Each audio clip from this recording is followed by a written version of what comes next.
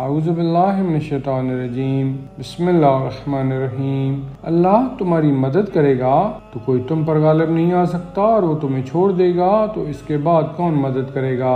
اور صاحبان ایمان تو اللہ ہی پر بھروسہ کرتے ہیں۔ کسی نبی کے لیے یہ ممکن نہیں ہے کہ وہ خیانت کرے، اور جو خیانت کرے گا وہ روز قیامت خیانت کے مال سمیت حاضر ہوگا۔ اس کے بعد ہر نفس کو اس کے کیے کا پورا بدلہ دیا جائے گا، اور کسی پر کوئی ظلم نہیں کیا جائے گا۔ کیا رضا الہی کا اتباع کرنے والا اس جیسا ہوگا جو غضب الہی میں گرفتار ہو کہ اس کا انجام جہنم ہے، اور وہ بدترین منزل ہے۔ سب کے پیش پروردگار درجات ہیں، اور خدا سب کے اعمال سے باخبر ہے۔ یقیناً خدا نے صاحبان ایمان پر احسان کیا ہے کہ ان کے درمیان انہی میں سے ایک رسول بھیجا ہے جو ان پر آیات الہی کی تلاوت کرتا ہے، انہیں پاکیزہ بناتا ہے اور کتاب و حکمت کی تعلیم دیتا ہے۔ اگرچہ یہ لوگ پہلے سے بڑی کھلی گمراہی میں مبتلا تھے۔ کیا جب تم پر وہ مصیبت پڑی جس کی دوگنی تم کفار پر ڈال چکے تھے تو تم نے یہ کہنا شروع کر دیا کہ یہ کیسے ہو گیا؟ تو پیغمبر آپ کہہ دیجئے کہ یہ سب خود تمہاری طرف سے ہے، اور اللہ ہر شے پر قادر ہے۔ اور جو کچھ بھی اسلام و کفر کے لشکر کے مقابلہ کے دن تم لوگوں کو تکلیف پہنچی ہے وہ خدا کے علم میں ہے، اور اسی لیے کہ وہ مومنین کو جاننا چاہتا تھا اور منافقین کو بھی دیکھنا چاہتا تھا۔ ان منافقین سے کہا گیا کہ آؤ رائے خدا میں جہاد کرو یا اپنے نفس سے دفاع کرو، تو انہوں نے کہا کہ ہم کو معلوم ہوتا کہ واقعی جنگ ہوگی تو تمہارے ساتھ ضرور آتے۔ یہ ایمان کی نسبت کفر سے زیادہ قریب تر ہیں، اور زبان سے وہ کہتے ہیں جو دل میں نہیں ہوتا، اور اللہ ان کے پوشیدہ امور سے باخبر ہے۔ یہی وہ لوگ ہیں جنہوں نے اپنے مقتول بھائیوں کے بارے میں یہ کہنا شروع کر دیا کہ وہ ہماری اطاعت کرتے تو ہرگز قتل نہ ہوتے۔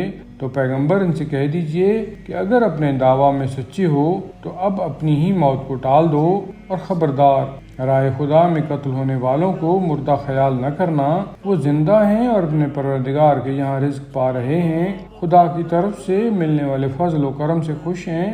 اور جو ابھی تک ان سے ملحق نہیں ہو سکے ان کے بارے میں یہ خوشخبری رکھتے ہیں کہ ان کے واسطے بھی نہ کوئی خوف ہے اور نہ حزن۔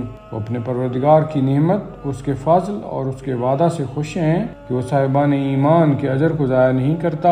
یہ صاحبان ایمان ہیں جنہوں نے زخمی ہونے کے بعد بھی خدا اور رسول کی دعوت پر لبیک کہی۔ ان کے نیک کردار اور متقی افراد کے لیے نہایت درجہ اجر عظیم ہے۔ یہ وہ ایمان والے ہیں کہ جب ان سے بعض لوگوں نے کہا کہ لوگوں نے تمہارے لیے عظیم لشکر جمع کر لیا ہے لہٰذا ان سے ڈرو، تو ان کے ایمان میں اور اضافہ ہو گیا، اور انہوں نے کہا کہ ہمارے لیے خدا کافی ہے اور وہی ہمارا ذمہ دار ہے۔ بس یہ مجاہدین خدا کے فضل و کرم سے یوں پلٹ آئے کہ انہیں کوئی تکلیف نہیں پہنچی، اور انہوں نے رضا الہی کا اتباع کیا، اور اللہ صاحب فضل عظیم ہے۔ یہ شیطان صرف اپنے چاہنے والوں کو ڈراتا ہے، لہٰذا تم ان سے نہ ڈرو، اور اگر مومن ہو تو مجھ سے ڈرو، اور اپنے کفر میں تیزی کرنے والوں کی طرف سے رنجیدہ نہ ہوں۔ یہ خدا کا کوئی نقصان نہیں کر سکتے۔